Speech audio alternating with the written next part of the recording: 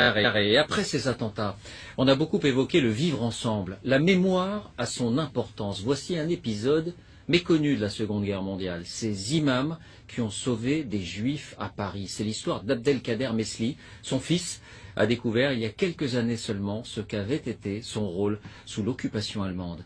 Isabelle Béchler, Vivien Roussel. C'est dans cette valise que Mohamed Mesli a découvert il y a 4 ans seulement l'incroyable vie de son père, Abdelkader Mesli. Il l'avait peu connu, il n'avait pas 10 ans quand il est mort en 1960. Je vais vous montrer, je ne sais pas en fin de compte ce que je vous montre là, hein, puisque ça n'a pas encore été traité, trié, séparé, vous voyez. Alors, voyons, il y a des carnets dans lesquels... Et il y a beaucoup de textes en arabe. Après la découverte de ces documents, j'ai pris la mesure en fait de la personne qui était mon père, quoi. Abdelkader Mesli, orphelin algérien, est arrivé à 17 ans à Marseille. Il a commencé par être docker et charpentier, puis mineur en Belgique.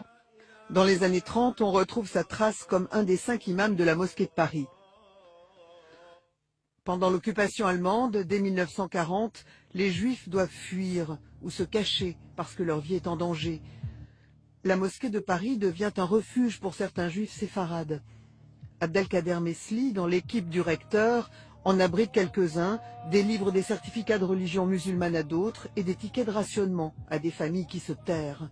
Mon père étant imam à la mosquée de Paris et a donc participé à cette forme de résistance qui consistait en la délivrance de fausses attestations à des personnes qui étaient menacées.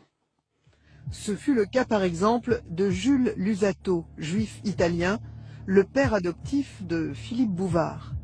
La famille a été épargnée.